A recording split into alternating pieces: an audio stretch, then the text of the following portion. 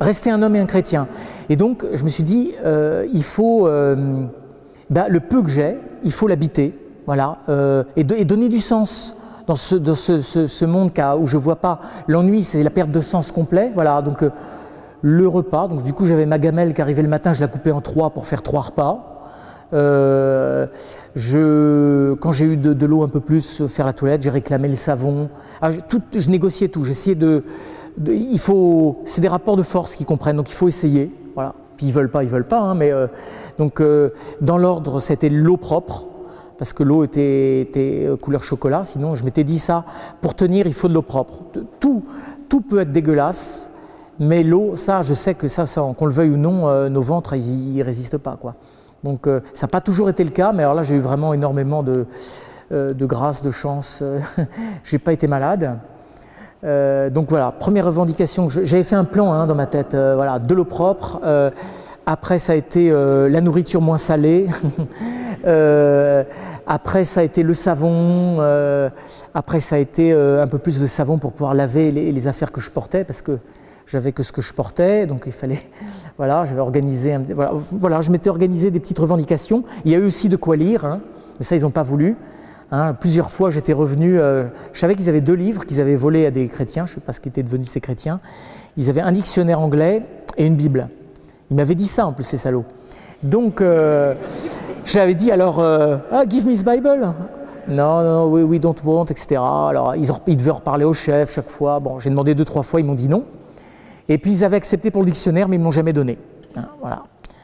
Donc voilà, rester un homme, dormir la nuit. Donc je me dis, pour dormir la nuit, il faut faire de l'exercice la journée, parce que si je commence à être vautré toute la journée sous mon arbre, la nuit, je vais être en éveil, je vais confondre le jour, la nuit, ça ne va plus aller. Donc je passais la moitié de la journée debout à tourner. Hein. Je tournais dans un sens, dans l'autre sens. Je dis, il faut faire travailler son intelligence, son imagination. Alors voilà, pour demeurer un homme, et évidemment aussi pour demeurer un chrétien, d'abord mes gardes y priaient. Hein, il vivait avec ferveur et simplement la prière que vivent les musulmans, même je dois dire avec piété, hein, pas d'excitation particulière, voilà. Donc je dis, moi aussi je prie, hein. Il n'y a pas que vous, donc je priais ostensiblement. Parfois c'est pas très évangélique, c'était pour leur dire tiens, prends ça aussi. Mais sinon soigner la prière. Alors, quand je vous dis ça, quand même, c'était une décision de ma volonté, de ça, et ça a quand même été assez difficile au début. Hein, je me suis un peu déçu moi-même. D'abord, ma mémoire m'a quand même fait faux bond, c'était peut-être aussi le climat. Hein, j'arrivais plus. Mais des trucs super basiques. Alors, notre Père, je vous salue Marie, ça allait quand même, mais l'office, le Benedictus, que les prêtres ont dit tous les matins à l'office des laudes, les premiers jours, impossible de m'en souvenir. Hein, voilà. Voilà, donc des énormes difficultés comme ça de mémoire. Et puis je me disais, bon, il prie moi aussi, je prie à l'heure des offices, etc. Mais bon, parfois je m'emmerdais un petit peu, hein, je ne savais pas quoi dire. J'étais un peu nu aussi, plus la messe, plus de Bible, plus le rapport à la parole de Dieu, plus de texte. Donc je me sentais un petit peu tout nu, c'était très, très curieux évidemment. Alors c'est revenu, ça je peux vous dire comment, enfin, parce que je trouve ça, moi ça m'a émerveillé quand même, hein. C'est revenu, le Seigneur m'a repris, je pense, hein, parce que j'étais. C'est-à-dire, moi j'aime être curé de paroisse ou vicaire, hein, être pasteur. Et donc, je vois bien que je me faisais du souci. Je me disais, à telle famille, là, je devais si, ils attendent un enfant, qu'est-ce que ça a donné? Vraiment, je les aurais bien poussés encore pour qu'ils se marient. Alors, c'en est où le lycée pour un tel, et puis etc. Et je me dis, mais tout ça, en fait, je dis à un moment, écoute, en fait, c'est plus mon problème. Hein. Le vrai pasteur de nos communautés, c'est pas moi quand même. Hein.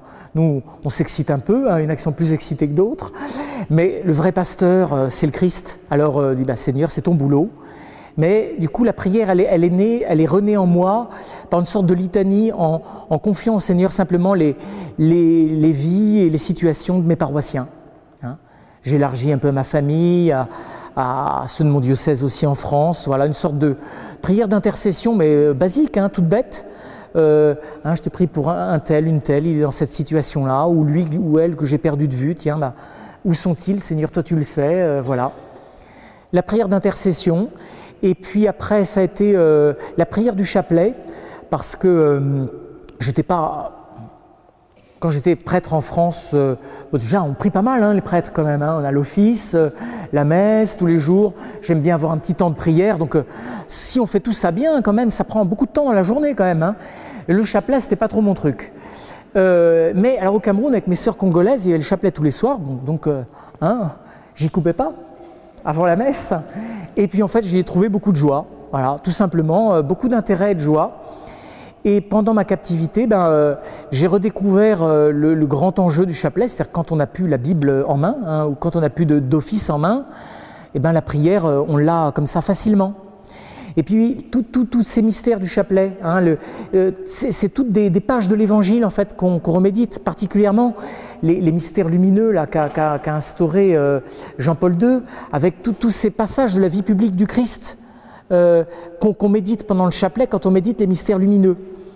Et c'est fantastique, et ça m'a fait souvenir à des passages, et du coup je me suis dit, et en fait j'ai aménagé ça après, comme j'ai dit, j'ai bien aimé le mot, j'ai customisé un petit peu ça, en faisant d'autres mystères. Les premiers qui me soient venus en tête, c'est tous ces moments si nombreux dans la vie, le ministère de Jésus, où Jésus a été au contact de malades. Lépreux, aveugles, paralysés, possédés, tous ces malades auxquels le Christ a été, c'est une part énorme de la vie du ministère de Jésus. Alors je me dis, voilà, j'avais appelé ça les mystères miséricordieux. Voilà. Après, j'ai eu du mal à trouver des noms en eux, parce que c'est lumineux, glorieux, joyeux, miséricordieux, ça allait. Après, j'ai eu du mal à trouver des noms en eux. Et en fait, le chapelet, comme ça, je me disais, il y a 5 passages d'évangile que je cherche, j'essaie de trouver une cohérence, j'essaie de les redécouvrir avec ma mémoire, et puis je les priais avec le chapelet. Et donc voilà, la prière qui est renée, beaucoup plus facilement et spontanément. L'après, il y a 2 aspects. Il y a ce que j'ai vécu, avec des choses qui m'ont intéressé, il y a des belles choses quand même que j'ai découvertes, voilà. Et puis il y a quand même ce qu'a vécu ma paroisse aussi en même temps. Donc au long de l'année 2014, en gros je vais commencer par ma paroisse, donc ils ont été attaqués en gros de plus en plus, surtout à partir de l'été 2014, donc c'était il y a un an. Là il y a eu vraiment de plus en plus d'attaques tout le long de la frontière. Donc chacun des secteurs que vous avez eu, la plupart ont été attaqués 1 ou 2 fois. Au début, il y a 1 ou 2 morts, on vole les motos, puis on vole les troupeaux. Et puis, et pendant toute cette année, donc vous voyez, enlèvement novembre 2013, il y a un prêtre qui a été nommé, mais qui est arrivé à Noël 2014. Donc pendant un an, c'est les catéchistes qui ont fait vivre la paroisse, les chrétiens qui se sont retroussés les manches, ils ont accompagné les catéchumènes. Il y a eu des prêtres qui sont venus d'ailleurs parfois célébrer. Mais la communauté, elle a vécu, Parfois, je me suis dit, en voyant le centre de préparation au baptême de la paroisse où j'étais l'année dernière, ils me disaient, alors c'était tous des bac plus 5, bac plus 6, tous des grosses situations, des grosses responsabilités, tous cathos depuis tout petit, et puis ils sont tous abonnés à un mensuel chrétien au moins, ils vont sur des sites, une culture catho, etc. énorme. Et puis, ils avaient un prêtre étudiant qui était là à toutes leurs rencontres, qui faisait tout. Et ça n'allait pas être le cas, parce que moi j'étais militant, etc. Il dit, mais comment on va faire? C'est pas possible, on ne peut pas sans prêtre, etc. Et je dis, mais ça c'était stupéfiant, parce que Abaljuel Corassi, qu'on a vu tout à l'heure, qui n'avait jamais été à l'école, qui a fait l'alphabétisation 2 ans, 3 ans, pour être catéchiste, qui est devenu chrétien, ses parents n'étaient pas chrétiens, il est devenu chrétien à l'âge adulte, il sait assez mal lire. Quand il est devenu chrétien, il n'y avait même pas encore l'évangile dans sa langue, traduit. Le seul livre Mafa traduit, c'est le Nouveau Testament pour l'instant. La Bible n'est même pas traduite complètement dans leur langue. Et ce gars-là, il gère sa communauté, il a le souci, et avec une justesse parfois, ces petits commentaires d'évangile. On préparait tous les samedis avec eux, il faut voir les questions pleines de pertinence, etc. C'était une aparté pour vous piquer aussi un petit peu. On dit, voilà, on ne peut pas, on n'est pas capable. C'était vraiment, en un an de temps, c'était stupéfiant. Et donc, à Noël 2014, il est arrivé pour célébrer. Et le lendemain, il y a ce village de Bellejuel, un des secteurs qui a été complètement... là, c'était la plus grosse attaque puisque tout le village a été brûlé. Il y a eu 35 morts à peu près. Tous les catéchistes ont été tués. Là, si on met sur l'onglet famille, par exemple, voilà, il y en a plusieurs d'entre eux qui sont là. Là, c'était ma maison. C'est la voiture d'un confrère. Moi, je n'avais pas de confrère. J'avais la moto de la paroisse. Donc, j'empruntais parfois les voitures des sœurs ou des confrères pour faire l'intendance. Voilà. Donc, c'est ça qui cassait en premier, les gars, alors que moi, j'habitais là. Donc, ma chambre était là. Elle donnait là. C'est là que j'ai mis la lampe. Et, les gars, là, ça va pas. Ils ont contourné. Et puis, j'ai compris mon malheur. Voilà. Alors, le petit onglet famille. Voilà. Il n'y a pas beaucoup de photos. Ben voilà. Ranava, lui, a été tué, par exemple. Lui, c'était lui qui était responsable du secteur de Bellejuel après son papa. Il était enseignant à l'école catholique. Lui a été tué aussi, c'est son frère. Il était agriculteur, il a fait une école d'agriculture, etc. Alors ils sont toujours vivants. Ça, c'est le petit Georges. C'est un de mes homonymes. Et du coup, quand son papa, quand il a besoin, quand ça va mal à la famille, il vient me dire ta maman, parce que là-bas, votre homonyme, la maman de votre homonyme, c'est votre maman. Donc il dit, ah, ta maman, là, elle va pas bien, elle a besoin d'aide, etc. Voilà. Non, c'est une famille, leur village a été réattaqué la semaine dernière, ils étaient revenus, eux ça va bien. Voilà. Donc voilà, le lendemain, ce village, la petite a reçu une balle dans le pied et la maman aussi a été blessée, je ne sais plus comment. Eux s'en sont assez bien tirés, donc son papa aussi a été tué avec une de ses sœurs. Et tout à l'heure, quand vous avez vu le chemin de croix, Martin, il a été laissé pour mort en fait, il s'en est tiré, qu'il y avait la croix qui était catéchiste, voilà. Et donc une trentaine d'autres. Donc ça, c'était Noël. Alors après, tous les gens ont fui.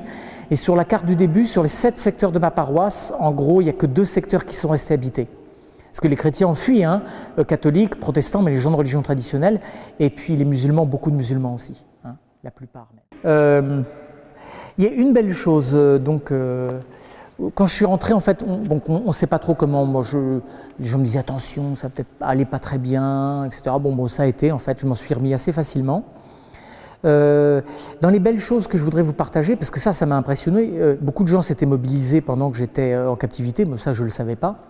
Bon, je me doutais un peu que j'avais quand même quelques amis qui priaient peut-être pour moi, mais autrement, l'envergure puis du courrier, des mails que j'ai reçus, c'était très très impressionnant. C'était très beau, très très beau, parce que voilà, j'ai vu en fait beaucoup de gens qui me parlaient de ce que ça avait rendu possible pour eux. Moi, ça m'a intéressé. J'ai bien conscience que j'y étais quand même pas pour grand-chose. Alors, particulièrement mes anciens paroissiens, parce que là, c'était drôle et c'était beau. Parce que j'avais été 9 ans curé à Sceaux. À Sceaux, j'avais essayé le groupe de prière. Le vendredi soir, ça n'a pas marché. Le samedi soir, ça n'a pas marché. Le dimanche soir, ça n'a pas marché. On a essayé l'adoration, la lectio divina, la louange, le chapelet. On a tout essayé, ça ne marchait pas. Bon. Et alors quand j'étais enlevé, alors là ils ont eu la nuit d'adoration une fois toutes les semaines. Et mais ce qui est intéressant, bon ça voilà c'est drôle, mais ce qui est intéressant c'est ce qu'ils m'en ont écrit. Et donc il y a plein de gens, ça a été la révélation de la prière en fait. Alors en fait ils me disaient ça, merci Seigneur, mais j'y étais pas pour grand chose, vous voyez bien. C'était un prétexte en fait. Il y avait eu ce prétexte là qui les avait fait se mobiliser. Et je voyais bien que ça avait fait surgir quelque chose d'extrêmement bon et beau chez eux. Donc j'étais le témoin comme ça en rentrant dans le courrier ou dans les mots de beaucoup de grâces, de beaucoup de belles choses qui s'étaient passées chez des personnes, dans des familles, etc.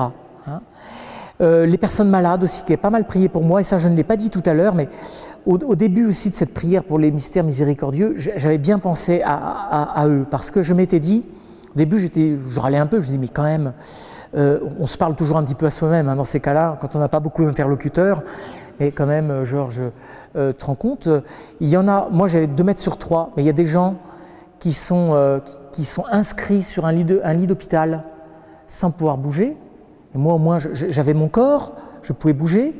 Il y en a qui attendent un diagnostic médical, qui ne savent pas de quoi leur avenir va être fait.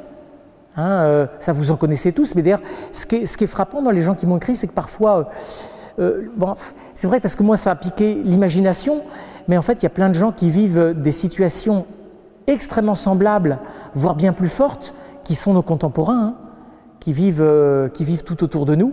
Enfin, moi, donc j'ai pensé vraiment à ces personnes-là, et j'ai eu du courrier, des lettres comme ça de personnes qui avaient été à l'hôpital, qui avaient prié pour moi, donc ça m'avait bien touché. Et puis dernière chose que je voudrais dire sur ce retour aussi, ce qui m'a marqué, alors c'est un petit peu gênant parfois, bon, c'est qu'en fait mes anciens paroissiens, ça faisait déjà 2 ans et demi que je les avais quittés, ils disaient que des choses très sympas sur moi, hein. Ils ont mis de côté des petits trucs. Mais ce qui est très beau, c'est que en raison de ce qui m'est arrivé, et puis de la mobilisation, ils ont été saoulés par BFM, etc., malgré tout, ils ont témoigné de choses qu'en général, beaucoup de chrétiens gardent pour eux. Moi, j'ai souvent été frappé des belles choses qui se disent et qui se passent quand, par exemple, un curé quitte une paroisse, hein. Quand on part, il y a souvent des petits messages, des mots extrêmement touchants. Alors, c'est pas que l'aspect en fait affectif que je trouve intéressant. C'est un des rares moments en fait où on réussit à rendre grâce pour le ministère de prêtre, hein.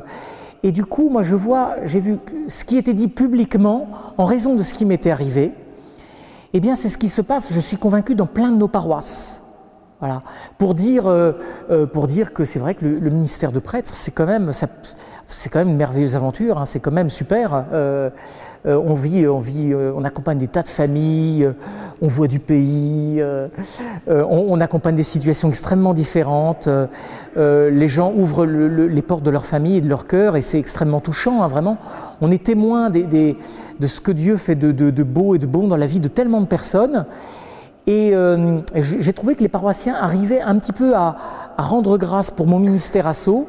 Je me disais, mais ce qui se dit là, c'est un peu le sommet de l'iceberg, parce que ça se vit dans plein de paroisses, mais en général, par pudeur, on ne le dit pas. On le garde un peu en dedans. Donc j'ai trouvé ça assez beau, finalement, comme action de grâce aussi pour le ministère d'un prêtre qui était passé dans cette paroisse-là. Donc ça, c'était dans les belles choses. Sinon, moi, c'est vrai que sur la médiatisation, il y a eu beaucoup de choses qui m'ont donné à réfléchir, mais je ne sais pas si ça on pourra en reparler s'il y a des questions, parce qu'il y a plein d'autres choses. Dans des sujets, alors moi je vous donne des pistes, hein, de questions, mais on ne pourra pas tout honorer, mais c'est vrai qu'autour des médiatisations, il y a quand même beaucoup de choses qui sont assez intéressantes, enfin, que j'ai pu, je trouve, expérimenter. Si je vous dis ça, c'est aussi pour la façon, même certaines des choses que j'ai dites, c'est pour la façon dont on s'intéresse quand même à notre monde, hein. Bon, des choses peut-être, j'ai pas un avis d'expert sur tout ce, je vais vous dire, c'est plus un témoignage, vous avez le droit d'être tout à fait critique et pas d'accord, hein. Sur les réfugiés, quand même, à partir de la petite expérience de l'accueil des réfugiés du Nigeria, sur la question quand même de ces djihadistes avec lesquels j'ai vécu un petit peu, et du rapport à l'islam, il y a des petites choses qui me tiennent un petit peu à cœur, que c'est pas des avis de spécialistes, vous le prendrez comme vous pourrez si ça vous intéresse, hein.